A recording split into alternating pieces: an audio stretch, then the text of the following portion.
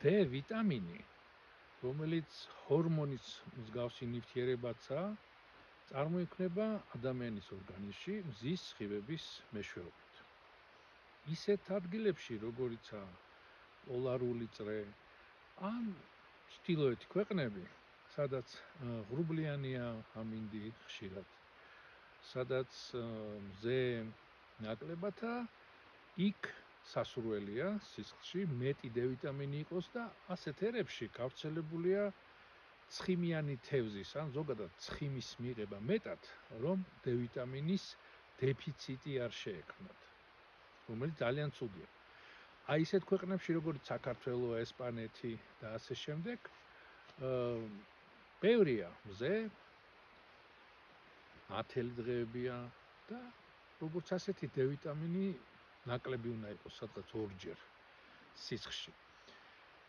სამწუხაროდ ფარმაკოლოგიამ, უბრალოდ კომერციულმა ფარმამ ეს ფაქტი არ გაითვალისწინა წლების წინ, მრავალი წლების წინ და დააფინანსა ისეთი ვითომ მეცნიერული კვლევები, სადაც გწდებოდა, რომ ადამიანს სისხლში უნდა ქონდეს, რა ვიცი, პოლარულ წრეზე რომ საჭიროა იმდენი D ვიტამინი.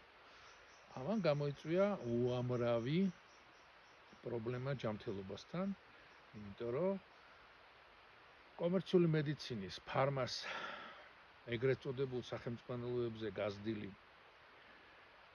ვითომ ექიმები ნიშნავდნენ პრაქტიკულად ყველგან, პრაქტიკულად ყოველთვის D ვიტამინს.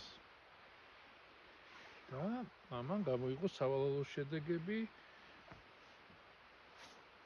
განსაკუთრებით სიმსივნიან ადამიანებში, განსაკუთრებით სიმსივნისკენ მიდრეკილ ადამიანებში, ამის შემდეგ უამრავი საჩივარი, უამრავი მოგებული სასამართლო, უზარმაზარი კომპენსაციები და დაითვალეს უკვე და აღმოაჩინეს, რომ უფრო მეტი ჯარიმა გადის, ვიდრე მოგება შემოდის და ჰოი საოცრებავ წელს საზოგადოებებმა, ენდოკრინულმა საზოგადოებებმა გადაწყვიტეს, რომ საერთოდ D ვიტამინის დეფიციტი ტერმინი გამოიღონ სამედიცინო ჰაიდლაინებიდან და ნორმაც კი წარმოიდგინეთ, როგორც ასეთი ნაკლებობა უბრალოდ D ვიტამინის ესეთი ტერმინიც კი ამოიღეს. რაც, რა თქმა უნდა, სასიხარულო ამბავია, თუმცა იმ ძველ ცოდვებს და ძველ ზიანს ვერაფერს ვერ უშველი. ის ერთი უკიდურესობა იყო და ახლა მეორე უკიდურესობა შემოდის, იმიტომ რომ შემოიტანეს. ფულს ხარ და კარგავენ, ანუ D ვიტამინის დეფიციტის გამო შეიძლება უამრავი ძალიან ცუდი დაავადებები განვითარდეს. ამიტომაც საქართველოში შეეცადეთ მიიღოთ ისეთი ფორმით D ვიტამინი, რომელიც არის ეს სხვადასხვა D2, D3 და ასე შემდეგ, რომელიც სხვადასხვა აქტიურობით გამოირჩევიან, ანუ ორგანიზმს თუ არ ჭირდება, რომ არ აიღოს D ვიტამინი. აი ესეთი ფორმით მიიღეთ. გირჩევთ უფრო ნუშის სახით. 6-9 ცალი ნუშის დასრულს ბავშვებს შესაბამისად წონაზე უნდა გადაუთვალოთ, ხო? რო აიღოთ, თქვა, პირობითად 80 კილოგრამის დასრული ადამიანი, 6-9 ნუში ბავშვის წონაზე შესაბამისად გადაითვალეთ.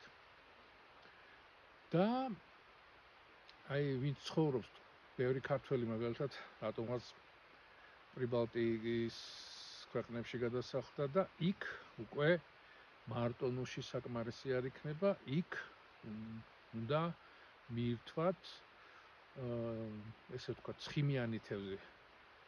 იქ უნდა მიირთვათ ცხოველური წარმომავლობის ცხიმი. არ იგულისხმება ღორის ხორცის სხვათა შორის, სადაც პრაქტიკულად არაა D ვიტამინი. უფრო საქონლის ხორცში.